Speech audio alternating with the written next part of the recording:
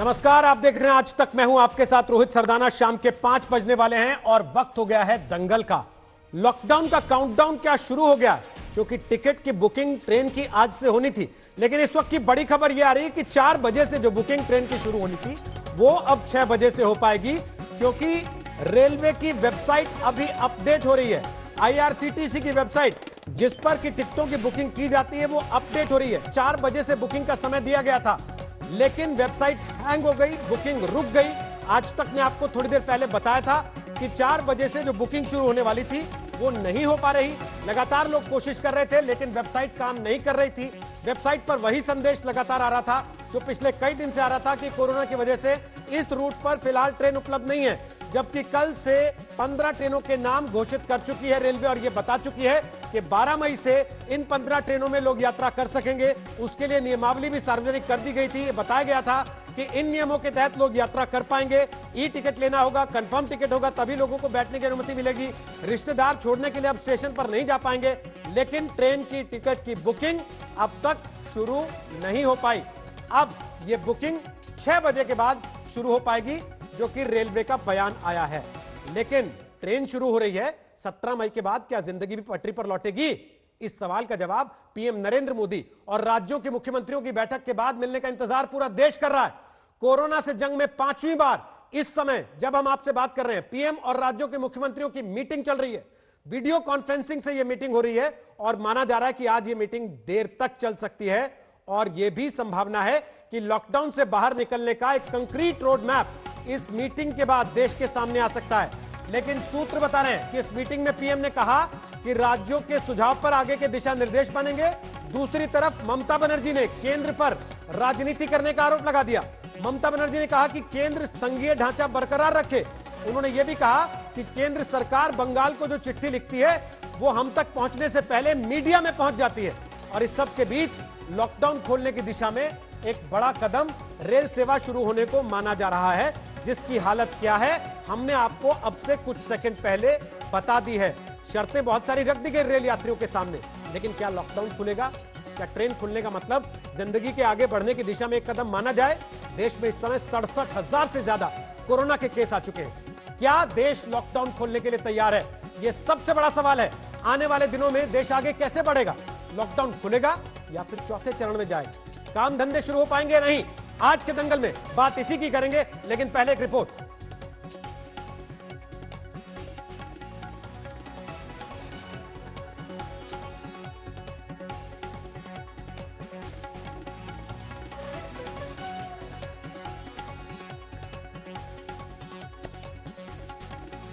लेकिन इस पर आगे बात करें उसके पहले आपको मेहमान बताएं कौन कौन से दंगल में हमारे साथ होंगे, बहस का हिस्सा बनेंगे। हमारे साथ रेल राज्य मंत्री सुरेश अंगाड़ी इस समय लाइव आ गए हैं स्काइप के जरिए। सुरेश जी, आपका स्वागत है आज तक पर। उम्मीद है आप तक भी यह खबर पहुंच गई होगी कि रेलवे की वेबसाइट आईआरसीटीसी, जिसके जरिए लोग टिकट बुक करने की कोशिश कर रहे हैं 4 बजे से, वो काम नहीं कर रही है अभी।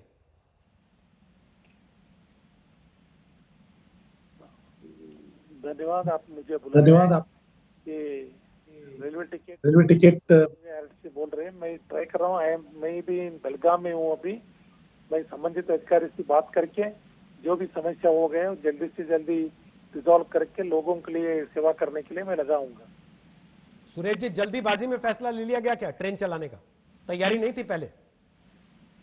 तैयारी तो था, वो किधर भी कभी कभी ये प्रॉब्लम आते रहता है टेक्निकल का, ये देख लेंगे। अभी मैं ट्राई कर रहा हूँ, मुझे भी लाइन पे नहीं आ रहा है। अभी मैं बेलगाम में हूँ अभी इन दी लॉकडाउन पीरियड में। अभी मैं दिल्ली बात करके उधर से इमीडिएटली रिजॉल्व करने के लिए बोल देता हूँ। हमने 4 बजे से कोशिश करनी शुरू की। पहले हमें लगा कि शायद ट्रैफिक ज्यादा होने की वजह से वेबसाइट क्रैश हो गई हो, लेकिन रेलवे सोर्सेज ने कहा कि नहीं, वेबसाइट क्रैश नहीं हुई है, हम अपडेट कर रहे हैं इसको। अभी ये अपडेशन तो अब तक हो जाना चाहिए था ना, कल से जब सारी बातें सार्वजनिक कर दी गई हैं। ये तो प्रॉब्लम कभी कभी हो सकता है। प्रैक्टिकली क्या है, अभी 50 दिन के बाद रेलवे चालू कर रहे हैं। ये संबंधित आईआरटीसी वालों उनके साथ बात करके ये जो भी समस्या है लोगों के लिए सुविधा करने के लिए जल्दी से जल्दी हम ट्राई करेंगे। इसके अलावा जो सारे नियम रखे गए हैं सुरेश जी, कि टिकट केवल ई टिकट होगा, 54 लोग बुक किए जाएंगे एक डब्बे में 72 लोगों की बजाय, सोशल डिस्टेंसिंग का पालन करना होगा, कोई स्टेशन पर रिश्तेदार छोड़ने आएंगे नहीं, भीड़ लगाएंगे नहीं। इन सारी चीजों को मैनेज करने के लिए क्या इंतजाम रेलवे ने किए? इसके अलावा रेलवे तो बहुत अच्छा, अभी देखो लास्ट 50 दिन के अंदर पार्सल ट्रेन चालू करके पूरा देश के लोगों के लिए एसेंशियल कमोडिटी सप्लाई करके पूरा देश के लोगों के लिए धान्य देके सभी का मार्केट ठीक करके सभी को अन्न खिलाया है हमारा रेलवे ने। मैं इसके लिए रेलवे कर्मचारियों को बधाई देता हूँ। इसके अलावा आज इतनी duty of the every passenger, जो लोग प्रयाण करते उनका जिम्मेदारी भी उतना ही जरूरी है।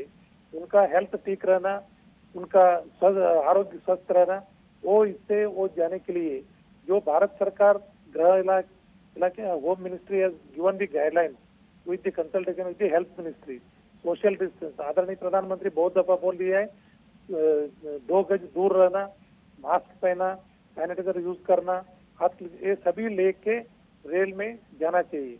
पहले जो चलता था ऐसा लाइफस्टाइल नहीं चलेगा। क्यों?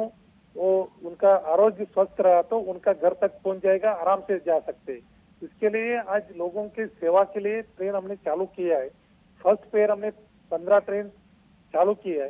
आदरणीय पीयूष गोयल जी, वो अभी क्रैश हो गया, आप अभी मुझे भी मालूम पड़ा है।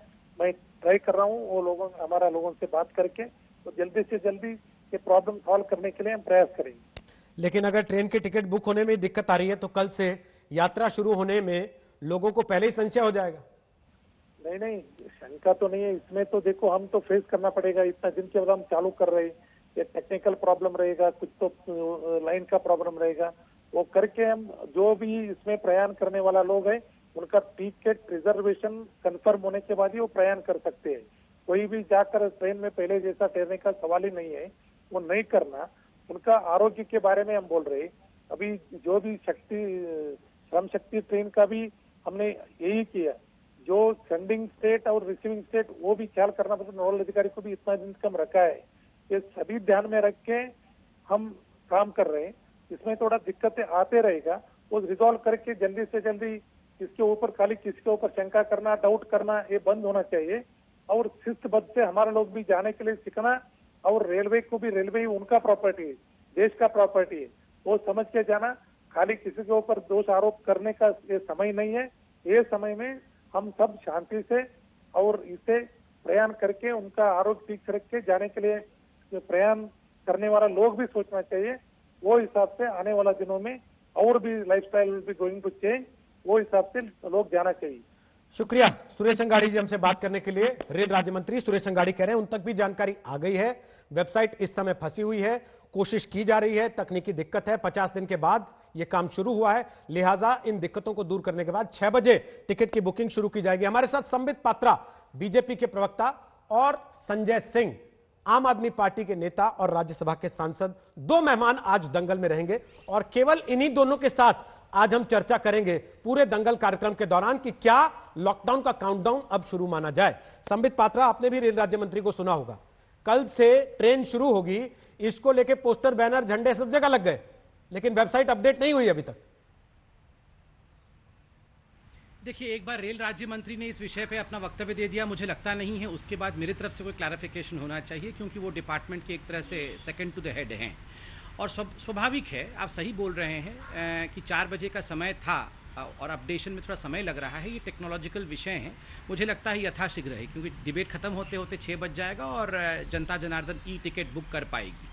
इसलिए इस पर राजनीति नहीं करना चाहता, किंतु रेलवे से संबंधित, लॉकडाउन से संबंधित जो भी प्रश्न है आप बिल्कुल पूछिए, जवाब देने के लिए हम बैठे। डॉक्टर साहब, ये रेलवे से और लॉकडाउन से संबंधित सवाल ही मैंने पूछा आपसे कि क्या बिना तैयारी के रेलवे ने ये शुरू कर दिया, लोगों को टाइम दे दिया 4 बजे और उसके बाद जब वेबसाइट खोलने की कोशिश करें तो वेबसाइट हैंग है और IRCTC कह रहा है कि साहब अभी अपडेट कर रहे हैं। क्या ये अपडेशन कल से अब तक हो नहीं चुका होना चाहिए था जब 4 बजे का समय दे दिया गया था? देखिए, मैंने कहा इस पर, क्योंकि चूंकि रेल राज्य मंत्री इस पर जवाब देकर गए हैं, उसके बाद प्रवक्ता का बोलना उचित नहीं होगा। स्वयं अंगाड़ी साहब यहाँ मौजूद थे, आपने बहुत समय तक इस विषय में उनसे प्रश्न पूछा और उन्होंने कहा है कि मैंने पता लगाया डिपार्टमेंट से, वो अपडेशन हो रहा है। उसके बाद प्रवक्ता क्या बोलेगा? जो रेल राज्य मंत्री ने कहा है वही फाइनल है। स्वाभाविक है, अपडेशन हो रहा है, थोड़ा हम सबको एकोमोडेट करना पड़ेगा। हाँ, बिल्कुल सही बात है, लोगों को परेशानी भी हो रही है, कुछ लोग फ्रस्ट्रेटेड भी हो जाते हैं, क्योंकि इतने लंबे समय तक एक लॉकडाउन में रहना ये अपने आप में एक बहुत डिफिकल्ट सिचुएशन है। ये पूरा कोरोना का पेंडेमिक, रोहित जी आप भी मानेंगे, एक डिफिकल्ट सिचुएशन है, कोई इसके रिहर्सल करके हम नहीं बैठ सकते हैं। मगर हाँ, पूरे प्रिपरेशन के साथ हम लड़ने की कोशिश कर रहे हैं, और उसी का नतीजा है कि आज पूरे विश्व में भारतवर्ष के इस युद्ध के प्रति पूरा विश्व नतमस्तक है। जहां अमेरिका में, यूएस में, स्पेन में, यूके में स्थिति बहुत गंभीर है, हालत भारतवर्ष की उससे बहुत अच्छी है। पात्रा जी, लेकिन दिक्कत यह है ना कि अगर ऐसी चीजें होंगी तो लोगों के मन में संशय होगा कि लॉकडाउन खुलने के बाद भी यही सब तो नहीं चलता रहेगा, कि कहीं कहीं चूक होगी और सरकार कहेगी कि साहब पहली बार हो रहा है दुनिया में, इसलिए हम भी आपके साथ साथ ही देख रहे हैं, झेलिए हमारे साथ बैठ के। नहीं, ऐसा नहीं होगा, जनता विश्वास करती है। अभी मैंने देखा है कि अप्रूवल रेटिंग भी प्रधानमंत्री का आया है, 71% अप्रूवल रेटिंग है। विश्व का एक बहुत बड़ा अप्रूवल रेटिंग कंपनी, सर्वे कंपनी ने कराया था, जिसमें 68% प्रधानमंत्री का अप्रूवल रेटिंग था। स्वाभाविक रूप से जनता अपने प्रधानमंत्री, जनता अपनी सरकार पर विश्वास करती है कि सरकार ने सही समय पर सही कदम उठाए हैं। बिल्कुल सही है आपका प्रश्न भी कि कहीं कहीं चूक भी हो जाता होगा। अगर चूक हो जाता है तो हम उसको ठीक भी करेंगे और लोगों को समझाएंगे भी। जैसे कि अभी 4 बजे होना था, 6 बजे तक की देरी हो रही है, तो हम लोगों को समझा रहे हैं, प्लीज़ कृपया करके आप थोड़ी देर का और धीरज रखिए, ये जरूर अपडेशन होने के बाद आप टिकट बना पाएंगे। डॉक्टर साहब, अभी वापस आता हूं आपके पास और चीजें बात करने के लिए, लेकिन संजय सिंह, अप्रूवल रेटिंग बढ़ रही हैं या लोग भरोसा कर रहे हैं या लोग साथ दे रहे हैं, कहीं उसको हम नाजायज चीजों को भी जायज मानने का आधार तो नहीं बना ले रहे? फिर लॉकडाउन 1 हुआ, लोगों ने साथ दिया, लॉकडाउन 2 हुआ, लोगों ने साथ दिया, लॉकडाउन 3 में भी लोग तो साथ दे रहे हैं। देखिए, प्रधानमंत्री जी ने 125 करोड़ देशवासियों का आह्वान किया कि हम इस लड़ाई से एक साथ मिलकर लड़ें, तो लोगों ने साथ दिया, सरकारों ने भी साथ दिया और देश की जनता ने भी प्रधानमंत्री जी का साथ दिया, इसमें कहीं कोई संदेह नहीं है। रेल मंत्रालय की कार्रवाई पर एक नहीं अनेक बार प्रश्न उठा और आप लोगों ने भी टीवी चैनल पे उस पर बहस की, उस पर जरूर सरकार को अपनी सफाई देनी चाहिए। एक बार कहा जाता है किराया लिया जाएगा, दूसरी बार कहा जाता है किराया नहीं लिया जाएगा। रोहित जी, आपके चैनल पे भी बहुत सारे ऐसे वीडियो आए होंगे, सूरत से, अहमदाबाद से, अलग अलग इलाकों से लोग अपने अपने राज्यों में गए, उनसे 650 रुपए, 800 रुपए टिकट का लिया गया। महिलाओं ने अपने पायल तक बेची, कानपुर की खबरें अखबारों में आई हैं। मैं पूछना चाहता हूं कि क्या इसमें अभी तक कोई स्पष्टता नहीं है कि मजदूरों से किराया लिया जाएगा या नहीं लिया जाएगा? आप कहते हैं 15% किराया राज्य सरकार देगा, 85% केंद्र देगा। अगर 15% ही मान लिया जाए तो मजदूरों से क्यों लिया जा रहा है? संबंधित राज्य से लेना चाहिए। वो मान लीजिए नहीं देते तो 15% 650 रुपए या 800 रुपए कैसे हुआ? ये आज तक कौन से गणित के आधार पर सूरत से कानपुर का किराया 15%, सामान्य किराया 800 650 रुपए होता है, मुझे बता दिया जाए। दूसरी बात, 19,000 ट्रेन चलाने की कैपेसिटी रेलवे की है रोहित जी, और प्रतिदिन 202 करोड़ यात्रियों को रेलवे एक स्थान से दूसरे स्थान पे पहुंचा सकता है। रेलवे की कोई छोटी क्षमता नहीं है, सामान्य क्षमता नहीं है। हिंदुस्तान का रेलवे पूरी दुनिया में अपना एक सर्वोच्च स्थान रखता है। अगर 2 करोड़ यात्रियों को आप एक स्थान से दूसरे स्थान पे पहुंचा सकते हैं तो ये ऊंट के मुंह में जीरा क्यों?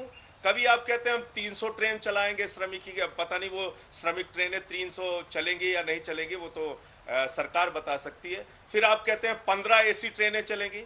3,000 रुपए का टिकट एसी ट्रेन का कोई मजदूर ऑनलाइन कैसे बुकिंग करा सकता है? कहां उसके पास क्रेडिट कार्ड है? तो अभी सबसे बड़ी चिंता माइग्रेंट लेबर्स की होनी चाहिए, सबसे बड़ी चिंता प्रवासी मजदूरों की होनी चाहिए, और इसमें अगर सरकार निर्णय लेने पर आ जाए तो कोई बहुत मुश्किल की बात नहीं है। 50 लाख मजदूरों को अगर एक स्थान से दूसरे स्थान पे भेजना है और एक मजदूर पे 1,000 का भी खर्चा मान लिया जाए तो 500 करोड़ से ज्यादा का पैकेज आपको नहीं देना पड़ेगा। संजय जी, उनको राहत दीजिए, इस मौके पर उनको उनके घर पहुंचाने का इंतजाम कीजिए। एक सवाल है मेरा आपसे, अमूमन पहले सवाल में मैं टोकता नहीं हूं किसी को कि आप अपना पूरा वक्तव्य रख लें, मुझे उम्मीद है आपका जवाब पूरा हो गया होगा। अब मैं सवाल आपसे पूछ रहा हूं, मजदूरों की ट्रेन अलग चल रही है, श्रमिक स्पेशल, और जो कल से चल रही है वो अलग है, इसको लेके क्या क्लैरिटी नहीं है? पहली चीज। और दूसरा, ये तो आप खुद कह रहे हैं कि हमने इतने सारे मजदूरों को भेज दिया, इतने लाख मजदूरों को हमने किराया देके ट्रेन में चढ़ा दिया, अब भी आप ये कह रहे हैं कि मजदूरों को नहीं भेज रहे हैं, और सारी पार्टियां कह रही हैं कि हमने भेजा, हम पैसा दे रहे हैं। नहीं, मजदूरों को नहीं, मजदूर एक राज्य से दूसरे राज्य जाने के लिए, रोहित जी आप भी जानते हैं, जब तक संबंधित राज्य जहां पर ट्रेन जानी है, बिहार हो, यूपी हो, झारखंड हो, जब तक वो अनुमति नहीं देगा कोई राज्य अपनी तरफ से ट्रेन नहीं भेज सकता। ये आप भी जानते हैं। रेलवे का नियम है किराया पहले दो तब हम ट्रेन चलाएंगे। रेलवे कहता है 85% हम देते हैं, 15% राज्य सरकार देगी। अब 15% किराया 650 कैसे हुआ, 800 कैसे हुआ, 550 कैसे हुआ, ये पहली बात। तो दूसरी बात यह है कि इतनी भारी संख्या नहीं, 50 लाख मजदूर भी मान लीजिए अधिकतम, मैं नहीं मानता कितने मजदूर होंगे, लेकिन अगर अधिकतम 50 लाख मजदूर ही आप मान लीजिए कि वो अपने गृह राज्यों में जाना चाहते हैं, ऐसे प्रवासी मजदूर हैं, तो उनको पहुंचाने की क्षमता रेलवे के पास है। 19,000 ट्रेन की क्षमता उसके पास है।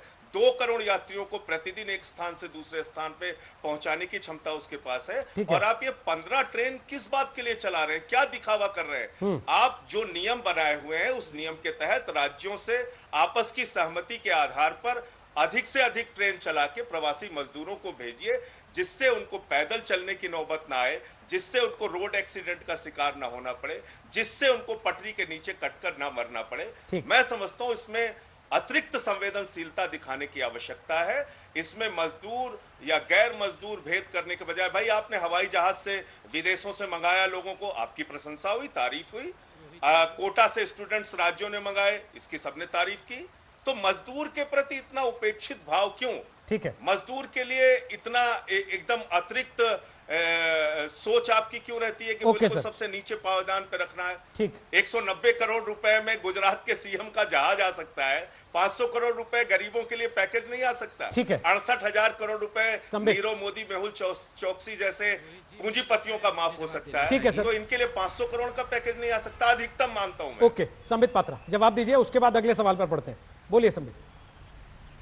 देखिए, पहली बात तो है, मुझे लगता है जो लोग सांसद हैं, पढ़े लिखे हैं, उनको राइट ऑफ और वेव ऑफ में फ़र्क मालूम होना चाहिए। कोई भी ऐसा पूंजीपति नहीं है जिसका कि लोन छोड़ दिया गया है या माफ़ कर दिया गया है, जैसे अभी बताया जा रहा था। राइट ऑफ का अर्थ होता है कॉलम चेंज करना और वसूल करना, वो वेव ऑफ नहीं होता है। बहरहाल विषय पे आते हैं। जहाँ तक रेलवे का विषय है, इन्होंने कहा पूरे देश में कुल मिला के 50 लाख के आसपास माइग्रेंट वर्कर होंगे। नहीं, केवल बिहार के ही लगभग 40 लाख हमारे ऐसे बंधु हैं जो उनको अपने अपने राज्य में पहुंचना है।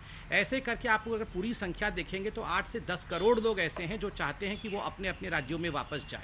इसमें बहुत सारी विषय मैं अपने आप के सामने रखता हूं। एक चिट्ठी दिखा रहा हूं आज तक को। ये चिट्ठी आज की चिट्ठी है और ये चिट्ठी गृह सचिव भल्ला साहब, अजय भल्ला ने, जो IAS ऑफिसर है, उन्होंने तमाम मुख्य सचिवों को, राज्यों को लिखा है। इसके बिंदु आपको जानने चाहिए क्या लिखा है। कल कैबिनेट सेक्रेटरी की एक बैठक हुई थी तमाम मुख्य सचिवों के साथ 10 तारीख को। उसमें 2 पॉइंट डिसाइड किए गए। In the meeting, the situation of migrant workers walking on the road and on railway tracks was noted with great concern. Since their movement by buses and Shramik special train has been allowed to enable the travel to their native places, all states or union governments, union territory government should ensure that the migrant workers do not resort to walking on roads and railway tracks. In case they are found in such conditions, they should appropriately be counseled, taken to the nearby shelters and provided with food, water, etc. till such time that they are facilitated to board the Shramik special train.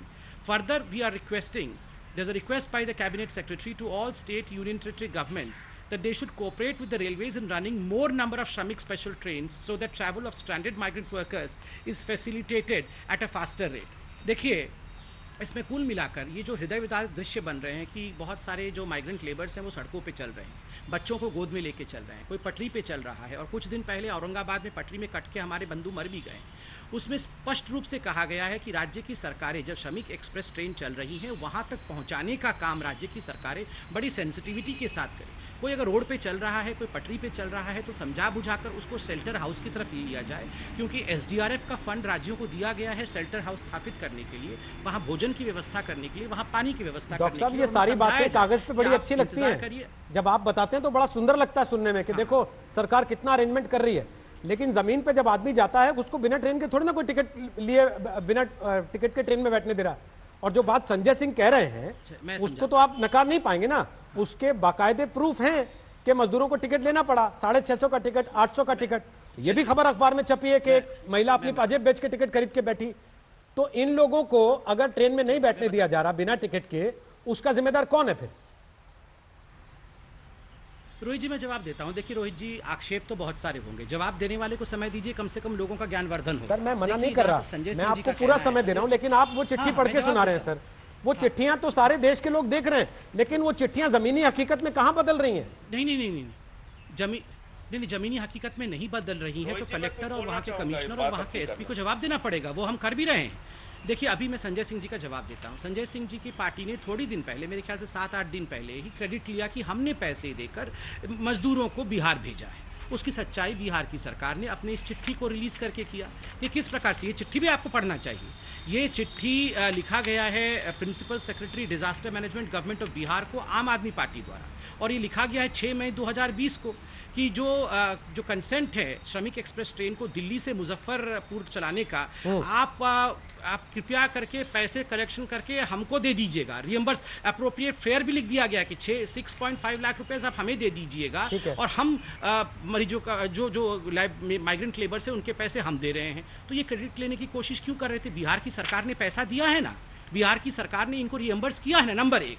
Number 2, आप देखिए 10 करोड़ लोगों को अपने गंतव्य स्थान में पहुंचाना है, तो एक बहुत ही डिसिप्लिन तरीके से पहुंचाना पड़ेगा, वरना गांव में अगर बीमारी पहुंच गई तो उसका रोकथाम करना बहुत ही मुश्किल हो जाएगा, बहुत डिफिकल्ट हो जाएगा। पंजाब की सरकार और महाराष्ट्र की सरकार आज भी लड़ रही है, दोनों कांग्रेस शासित राज्य हैं, दोनों आपस में लड़ रहे हैं। क्यों लड़ रहे हैं? क्योंकि नांदेड़ से जो लोग गए थे पंजाब में, आज उनके कारण पंजाब में बीमारी फैल रही है, और पंजाब के मुख्यमंत्री कह रहे हैं कि महाराष्ट्र के मुख्यमंत्री ने बिना जांच किए हमारे पास सारे मरीज भेज दिए। आप बताइए, अब मेरा ये सवाल सारी ये है, चीजें डिसिप्लिन तरीके से होनी चाहिए। मैं 10 सेकंड में विषय खत्म कर रहा हूं, एक सवाल मैं भी पूछ रहा हूं।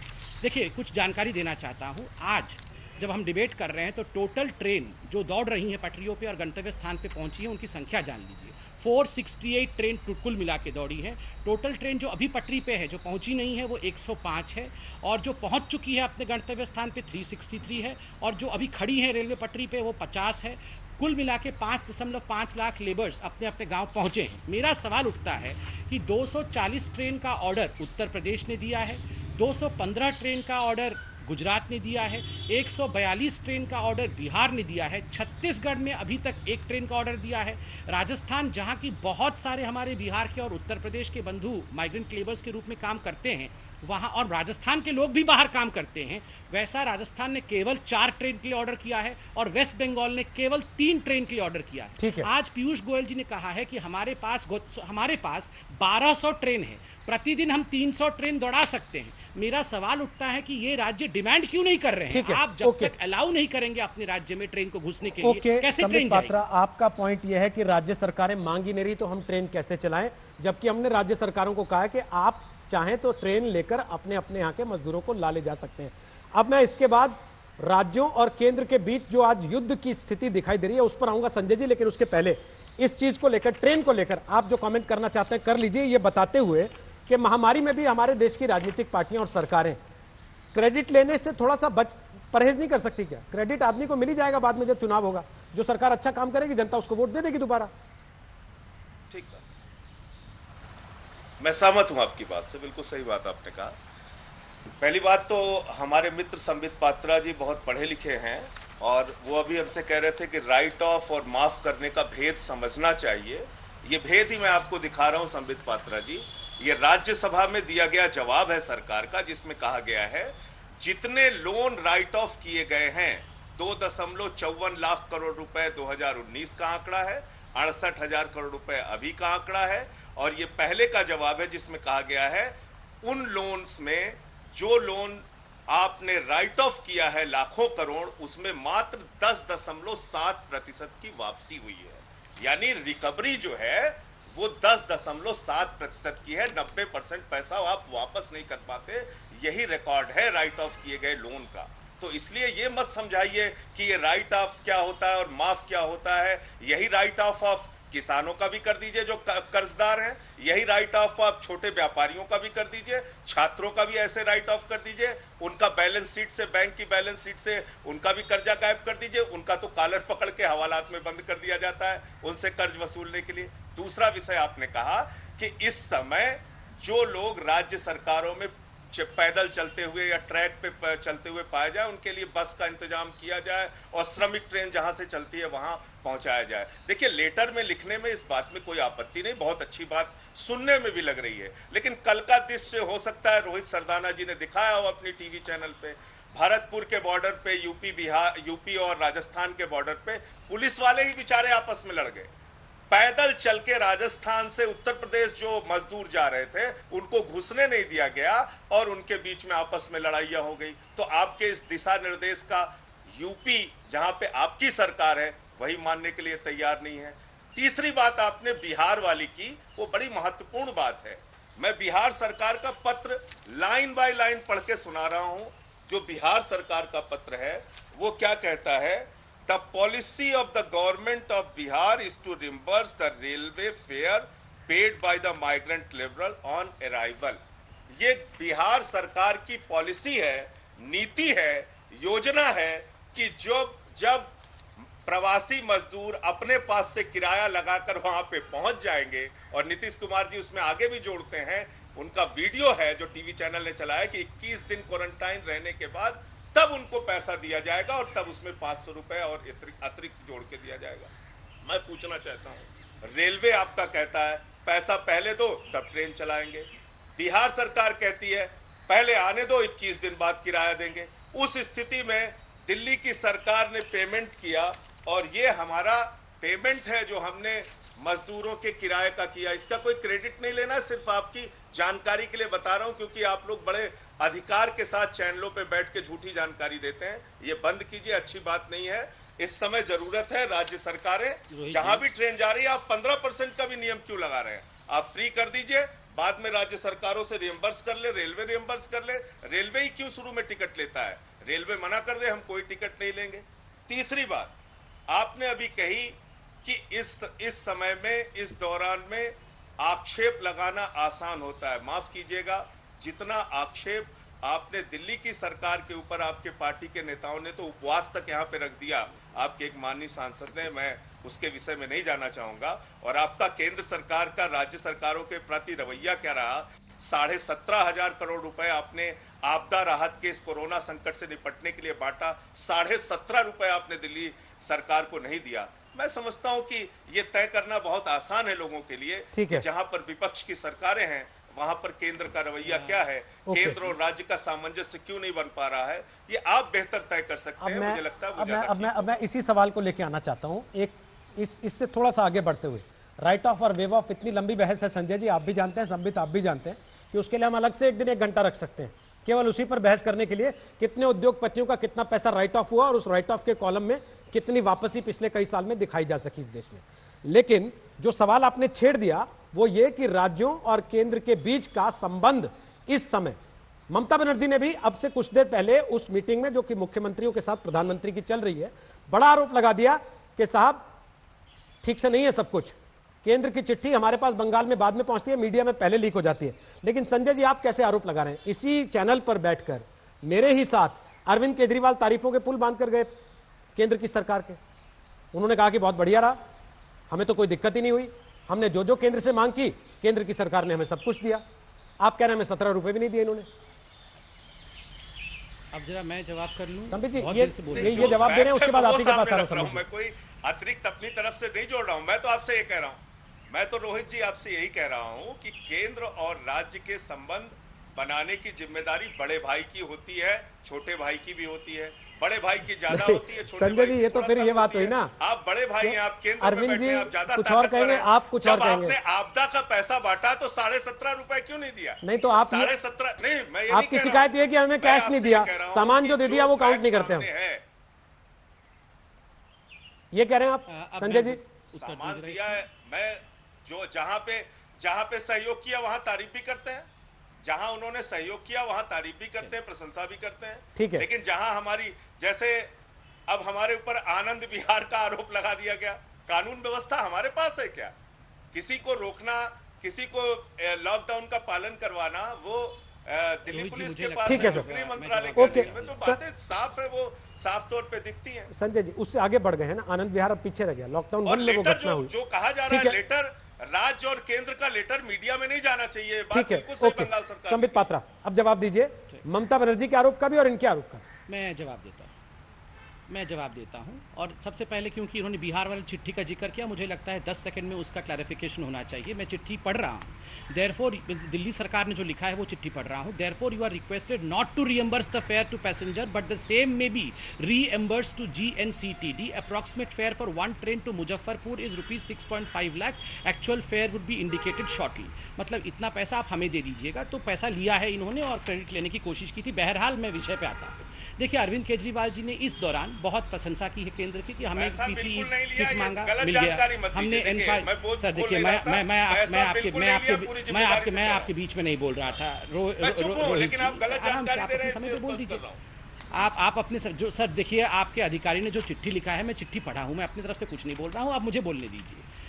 देखिए रोहित जी, जहाँ तक ममता बनर्जी, अरविंद केजरीवाल जी का सवाल है, अरविंद केजरीवाल जी ने कई प्रेस कॉन्फ्रेंस की। उन्होंने कहा हमने PPE किट मांगे, हमें समय पे मिल गए। हमने N95 मास्क मिला, हमें समय पे मिल गया। वेंटिलेटर मांगा, हमें समय पे मिल गया। जो मांगा है मिल गया। मैंने आज तक का वो पूरा कॉन्क्लेव भी देखा था। बहरहाल कुछ विषय ऐसे हैं जो डिबेटेबल है और जिन पर डिस्कशन होना चाहिए।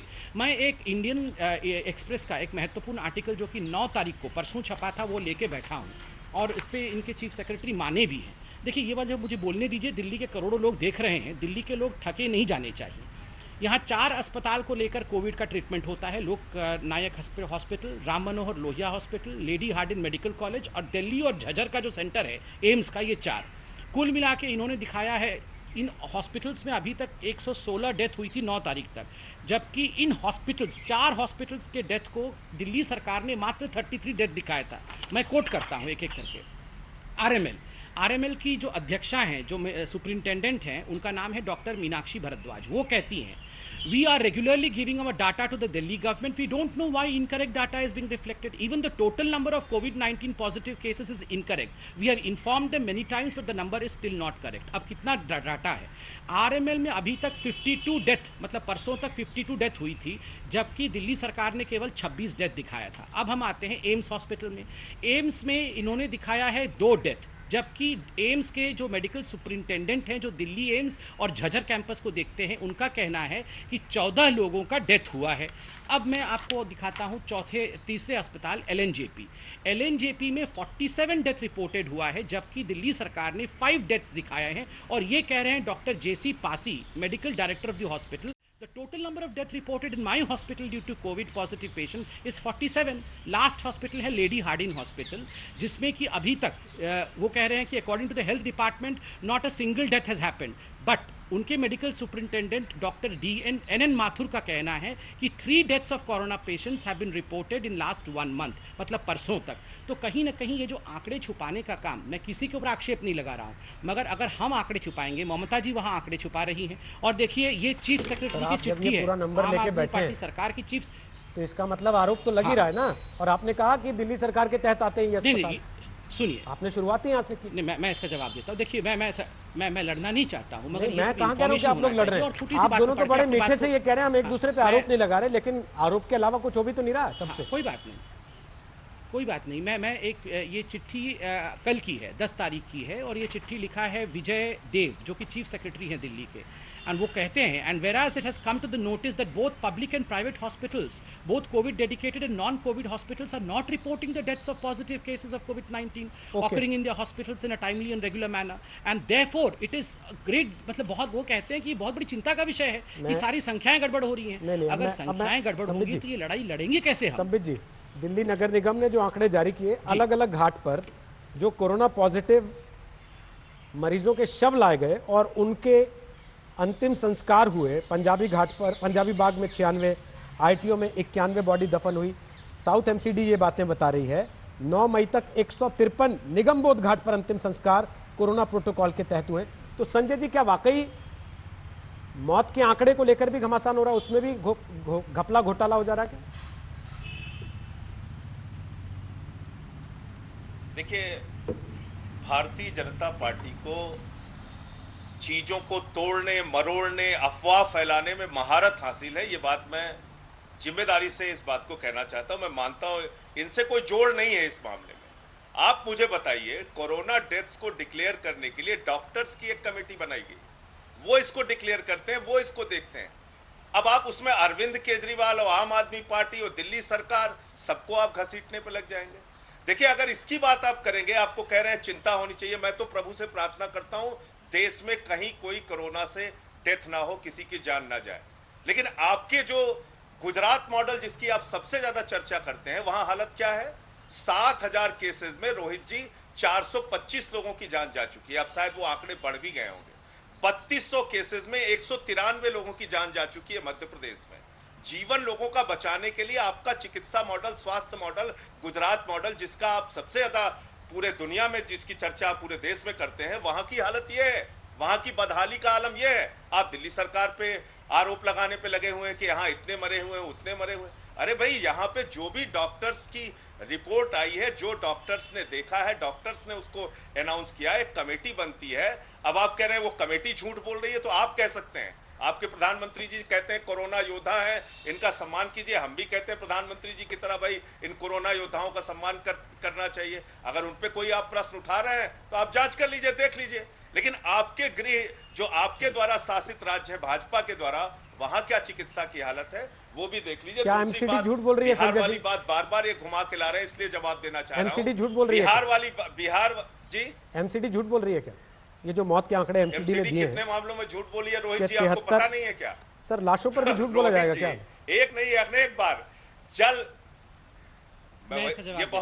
ये दुखद है कि लाशों पे भी झूठ बोलने का काम एमसीडी और ये लोग कर रहे हैं और इसको दुष्प्रचार करने का काम कर रहे हैं। मैं इसीलिए कह रहा हूं एमसीडी ने आज नहीं, याद कीजिए उस समय जब डेंगू के मामले आए थे तब भी झूठे आंकड़े सामने आके दिए थे। डेंगू के समय में भी एमसीडी ने झूठे आंकड़े दिए थे, भ्रम फैलाने का काम किया था। ये काम बंद कीजिए। अब थोड़ा हम आपकी राज्य सरकारों पे सवाल नहीं उठा रहे हैं, ठीक है, लेकिन आप दिल्ली सारा कुछ अपराध आपको दिल्ली में दिखता है।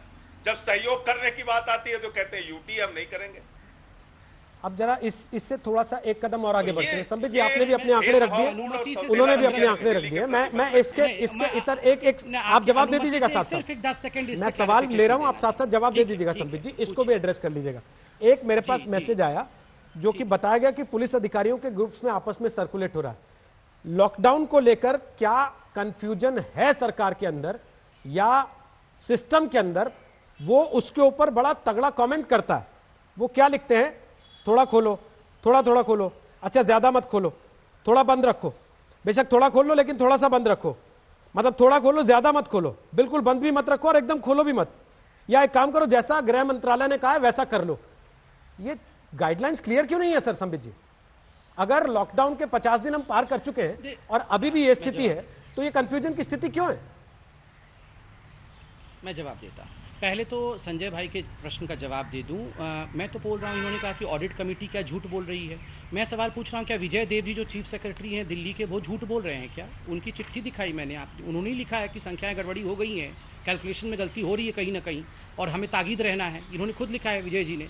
तो चीफ सेक्रेटरी झूठ बोल रहे हैं सरकार के, नंबर 1। नंबर 2, मैंने आपको 4 मेजर हॉस्पिटल जो कि कोविड डेडिकेटेड हॉस्पिटल हैं, चारों मेजर हॉस्पिटल के सुपरिंटेंडेंट्स जो कि बड़े डॉक्टर हैं, जाने माने डॉक्टर हैं, इंडिया के जाने माने डॉक्टर हैं और एम्स इत्यादि के सुपरिंटेंडेंट होने के कारण विश्व के बड़े डॉक्टर हैं। उन्होंने कहा है कि हम तो संख्या ऐसा बता रहे हैं, पता नहीं क्या छुपा करके वो लोग संख्या ऐसा बता रहे हैं। तो ये डॉक्टर है ना, ये भी तो कोविड वॉरियर है। उनकी बात इंडियन एक्सप्रेस ने लिखा है। इंडियन एक्सप्रेस भी एक कोविड वॉरियर है क्योंकि वो भी एक बहुत बड़ा पत्रिका समूह है। अब आपके प्रश्न पे आते हैं। आपने कहा कि कुछ समाचार ऐसे चल रही है पुलिस की। देखिए, आपका अधिकार है, मगर क्या मैसेज चल रहा है पुलिस के बीच में व्हाट्सएप पे, ये मैं नहीं जानता हूं। मगर मेरा ये स्पष्ट रूप से मानना है कि बहुत क्लैरिटी है। देखिए, पिछली बार जब लॉकडाउन को लेकर एक बहुत बड़ा अनुबंधित पूरा का पूरा गाइडलाइन आया था, उसमें एक डिटेल था कि कौन सी दुकान खोलनी है, कौन सी दुकान नहीं खोलनी है, किस जोन में कितने लोग बैठ के स्कूटर में जा सकते हैं, कौन से जोन में अकेला जाना है। ये सारी चीज़ें, एक गाड़ी स्कूटर पे भी पिलियन राइडिंग होगा कि नहीं और 1 से 2 आदमी जा सकते हैं कि नहीं, यहाँ तक भी विषय डिवाइड करके गाइडलाइन में लिखा गया था। संबित जी, आप मजाक उड़ा देते हैं राहुल गांधी का आगे, लेकिन उन्होंने 2 टूक कहा कि जो नेशनल लेवल का रेड जोन है वो असल में राज्य का ग्रीन जोन है और जो नेशनल लेवल ग्रीन जोन बता रहा है वो असल में राज्य का रेड जोन है। क्यों नहीं राज्यों को अधिकार दिया गया ये तय करने का? ये शिकायत अरविंद केजरीवाल ने भी की यहीं बैठकर। चलिए, पहली बात तो है, जहाँ तक रेड जोन, ग्रीन जोन और ऑरेंज जोन का सवाल है, राहुल जी को भी पता होगा और आपने पिछली बार गाइडलाइंस में भी पढ़ा होगा कि ये एक स्टैटिक चीज़ नहीं है, डायनेमिक चीज़ है और हर हफ्ते इसका आकलन होता है। आकलन कौन करता है? आकलन कमेटी का हेड तो डिस्ट्रिक्ट मजिस्ट्रेट है, वो डिस्ट्रिक्ट मजिस्ट्रेट आकलन करके भेजेगा कि इस प्रकार की स्थिति है, उसके बाद ही उसका जोनलाइजेशन किया जाता है, नंबर 1। नंबर 2, अभी भी जब हम ये डिबेट कर रहे हैं, प्रधानमंत्री का मुख्यमंत्रियों के साथ मीटिंग चल रही है, जो कुछ भी हो रहा है वो संघीय ढांचे के अंतर्गत आदान प्रदान करने के बाद, देखिए आज लॉकडाउन एक्सटेंड होगा कि नहीं होगा हमें पता नहीं, मगर कुछ राज्यों ने तो एक्सटेंड कर दिया है, तेलंगाना ने एक्सटेंड कर दिया है, उड़ीसा ने एक्सटेंड कर दिया है, कुछ लोगों ने डिमांड रखा है कि एक्सटेंड होना चाहिए। और सभी देखिए, कोई भी प्रोटोकॉल आता है, कोई भी गाइडलाइन आता है, गाइडलाइन को फॉलो करना, गाइडलाइन को जमीन पर उतारने का काम वहां के प्रशासन का होता है कि किस प्रकार वो गाइडलाइन को उतारेगा, और किसी गाइडलाइन में किसी प्रकार की शंका नहीं है। ठीक है संजय जी, अब जरा शराब के मुद्दे पर आ जाते हैं। पंजाब में कांग्रेस की सरकार ने कहा हम खोलना चाहते हैं शराब की दुकानें, आम आदमी पार्टी को पसंद नहीं आया कि ये तो ठीक नहीं होगा लॉकडाउन में। लेकिन दिल्ली में आम आदमी पार्टी ने चाहा कि शराब की दुकानें खुल जाएं, और बीजेपी को पसंद नहीं आया कि साहब ये कैसे होगा, ये तो भीड़ लग जाएगी। और फिर उत्तर प्रदेश में बीजेपी ने चाहा कि भाई शराब की दुकानें खुल जाएं, और कांग्रेस को पसंद नहीं आया कि भाई ये कैसे खोल सकते हैं। महाराष्ट्र में कांग्रेस शिवसेना की सरकार ने चाहा कि भाई खुल जाए। ये चक्कर क्या है सर? जब सब मिले हुए हैं तो फिर इस बात पे रहिए कि सब मिले ही हुए हैं जी। नहीं, मैं दोनों आपके प्रश्नों का जवाब दूंगा। एक संबित जी है और जो दूसरा सवाल आपने पूछा है, संबित जी ने जो विजय देव जी का जिक्र किया, मैं आपकी जानकारी में बता दूं कि इसके लिए एक कमेटी बनी हुई है। उन्होंने सारे सुपरिंटेंडेंट का जिक्र तो किया, लेकिन वो कई डॉक्टरों की कमेटी है जो कोरोना डेथ्स को डिक्लेयर करती है, उसका भी जिक्र कीजिए। क्या वो लोग झूठ बोल रहे हैं? क्या वो गलत जानकारी देंगे? क्या इस पे भी आपको थोड़ा सोचना चाहिए कोई बात कहने से पहले। बाकी दूध का दूध पानी का पानी हो जाएगा। अगर कहीं कोई सही गलत, आपके हिसाब से तो सब गलत ही गलत है, लेकिन जो सच है वो सामने आ जाएगा, उससे कहीं हम भाग नहीं रहे। जहां तक अस्पतालों का सवाल है, सारे अस्पताल का आपने नाम लिया संबित जी, मैं आपकी जानकारी के लिए बता दूं, और आपको अगर मौका लगे तो आप चले भी जाइएगा या स्वास्थ्य मंत्री जी से कहिएगा चले जाएं। एम्स में 5000 बेड का हॉस्पिटल है जो जनरल मरीजों को देखने का है। बहुत सारे गंभीर रूप से जो पीड़ित मरीज थे वहां पर गए, अलग अलग बीमारियों के, इस दौरान उनका इलाज नहीं किया गया, उनको वापस कर दिया गया। कोविड से समर्पित हॉस्पिटल 500 बेड का है, वहां पे एम्स में अलग से बनाया गया, जिसमें 500 बेड की व्यवस्था की गई कि खाली कोविड पेशेंट का यहां पे इलाज कराया जाएगा। उसमें मात्र 17 मरीजों को अब तक एडमिट किया गया। वहां पे जो कोविड के पेशेंट हैं उनको एडमिट करने में दिक्कत आ रही है। हम लोगों ने बार बार इस सवाल को, प्रश्न को उठाया, मैं कहना नहीं चाहता था यहां पे, लेकिन चूंकि आपने सवाल अलग अलग अस्पतालों के छेड़े, इसलिए मैं आपको बता रहा हूं। लेकिन वहां पर इसका इंतजाम और इसकी व्यवस्था नहीं की गई कि कोविड पेशेंट्स को रेगुलरली देखा जाए, उनको एडमिट किया जाए, या दूसरे जो मरीज हैं उनको एडमिट किया जाए, उनकी देखभाल ठीक से की जाए। अब क्यों का क्या कारण है, इसके लिए स्वास्थ्य मंत्री जी और केंद्र सरकार एम्स के अधिकारियों से बात करें और उसका संज्ञान ले। मुझे लगता है वो ज्यादा ठीक होगा। शराब की बात आपने की, रोहित जी, अकेले दिल्ली राज्य में नहीं, देश के कई राज्यों में शराब की दुकानें खुली। कहीं कर्नाटक में हम लोगों ने दृश्य देखा, कोई नारियल फोड़ रहा है शराब की दुकान खोलने से पहले। कहीं हम लोगों ने देखा हरियाणा में पूरी पार्टी बजाई जा रही है, वहां गाना बजाना चल रहा है, कहीं फूल फेंका जा रहा है। 300 करोड़ रुपए का शराब अकेले एक दिन उत्तर प्रदेश में बिक गया, एक दिन के अंदर उत्तर प्रदेश में बिक गया। तो ये सोशल डिस्टेंसिंग की उसमें धज्जियां उड़ाई गई, मैं मानता हूं, बिल्कुल सही बात है, उड़ाई गई। लेकिन दिल्ली की अगर आप बात करेंगे, लॉ एंड ऑर्डर यहां हमारे पास नहीं है। अगर वहां भीड़ लगती थी तो उसके बाद दूसरे दिन से हम लोगों ने उसको ठीक करने के लिए, जी, ये तो आपको चुनाव लड़ते समय भी पता था ना दिल्ली के मुख्यमंत्री का, आगे प्रयास कि लॉ एंड ऑर्डर हमारे पास नहीं होगा। ये बात तो आप पहले से जानते हैं, फिर फैसले लेते में रोहित जी उसको ठीक कर रहे हैं। हाँ, बिल्कुल जानते हैं। अरविंद जी ने कहा हमारे पास है विषय, मुझे अच्छे से याद है, जो भी सब्जेक्ट हमारे पास है, जो मिनिस्ट्री हमारे पास है, उसमें हम बेहतर करके दिखा रहे हैं। पहले दिन अरविंद केजरीवाल ने कहा, मैं ही डिबेट कर रहा था यहाँ पर शराब की दुकानों को लेकर, और उसी दौरान अरविंद केजरीवाल की प्रेस कॉन्फ्रेंस लाइव आई। उसमें उन्होंने कहा कल से अगर हमें ऐसा दिखा तो हम बंद करा देंगे दुकान, सोशल डिस्टेंसिंग का अगर पालन नहीं हुआ तो। सर, कितनी दुकानें बंद करवाई आपने? नहीं, ई कूपन का भी हम लोगों ने सिस्टम दिल्ली के अंदर बनाया है, और लॉकडाउन के नियमों का, सोशल डिस्टेंसिंग का पालन आगे हो सके, दूसरे दिन से काफी इस व्यवस्था को दिल्ली पुलिस ने भी ठीक किया है। वो भी वहां पे रह के दुकानों पे इसको ठीक कराने का काम उन्होंने किया है। संबित पात्रा, इस समय जो खबर आ रही है वो ये है कि नीतीश कुमार ने लॉकडाउन बढ़ाने का समर्थन किया है। क्या ये लॉकडाउन के एक और चरण की तरफ बढ़ने की आहट है? क्योंकि ट्रेन चलने से लोगों को लगने लगा था अब शायद जिंदगी का दरवाजा खुलने लगेगा आगे। देखिए रोहित जी, मेरी एक लिमिटेड रिस्पॉन्सिबिलिटी है। मैं बीजेपी का स्पोक्स पर्सन हूँ। प्रधानमंत्री मीटिंग में मुख्यमंत्रियों के साथ क्या बातचीत कर रहे हैं, लॉकडाउन बढ़ेगा नहीं बढ़ेगा, ये मैंडेट मेरे पास नहीं है। और मैं कुछ भी इतने बड़े चैनल पे कहूँगा तो वो आग की तरफ फैल जाएगी तो पूरे देश में, और फिर उसमें एक तरह से पैनिक और र्यूमर मॉन्गरिंग भी हो जाएगा। इसलिए मैं इंतजार करूँगा, थोड़ी देर के बाद सच्चाई मालूम ही पड़ जाएगा। दूसरी बात है, जो प्रश्न आपने, 2 सवाल आपने पूछे थे शराब को लेकर, और संजय भाई ने एम्स के बारे में बोला। मैं संजय भाई से इतना ही हाथ जोड़ के कहूँगा, एम्स हमारे देश का प्रीमियर इंस्टीट्यूशन है, और केवल देश का ही नहीं, एशिया का सबसे बड़ा हॉस्पिटल और वर्ल्ड का एक प्रीमियर इंस्टीट्यूशन में काम होता है। ये कहना कि एम्स ट्रीटमेंट नहीं कर रही है, मरीजों को देख नहीं रही है, मुझे लगता है एम्स के साथ जागती होगी। उनके डॉक्टर्स 24 घंटे काम कर रहे हैं, बहुत अच्छे से काम कर रहे हैं। एम्स को हमें पॉलिटिक्स में नहीं घसीटना चाहिए। दूसरी बात शराब के बारे में, इसमें मैं राजनीति नहीं करना चाहता। मैं वाकई कहता हूं कि इसमें हर राज्य को राजनीति से बचना चाहिए। सभी राज्यों को प्रीएम्प्ट करना चाहिए था कि किस प्रकार वहां सोशल डिस्टेंसिंग की धज्जियां उड़ने वाली है, किस प्रकार से लोग 40 दिन से बंद थे, एक दूसरे के ऊपर गिर पड़ के शराब की दुकान तक पहुंचने की कोशिश कर। दिल्ली सरकार ने भी ये प्रीएम्प्ट नहीं किया, बाद में जाके इन्होंने ई कार्ड इत्यादि जारी किया। पहले से करते तो वो नहीं होता। और बहुत सारे राज्य, चाहे हमारे शासित राज्य हो चाहे हमारे नहीं हो, वहां पर भी लॉकडाउन के रूल्स की धज्जियां शराब की दुकान के सामने उड़े हैं। इसलिए मुझे इसमें किसी भी सरकार को डिफेंड नहीं करना है। मुझे लगता है हर सरकार को इस पर एक कंटिंजेंसी प्लान रखना चाहिए था। कई सरकारों ने बाद में कंटिंजेंसी प्लान ड्रॉ किया है। चलिए, बहुत बहुत शुक्रिया आप दोनों का आज समय निकालने के लिए और देश की जनता के सामने आकर इतनी साफगोई से, खुलकर, बेबाकी से अपनी बात रखने के लिए। हम आप लोगों से केवल इतना कहेंगे कि आप यहां बैठकर एक दूसरे से जितने मर्जी तीखे सवाल जवाब कीजिए, लेकिन जब जनता के हित की बात आए तो कम से कम साथ मिलकर काम कीजिए। लॉकडाउन के पहले 2 चरणों में देश ने देखा, राजनीतिक पार्टियों ने अपने हितों को दरकिनार करके देश हित में एक साथ मिलकर कदम बढ़ाए हैं। ये आगे भी चलते रहना चाहिए। कोरोना के खिलाफ इस लड़ाई में सबको एकजुट रहना ही पड़ेगा।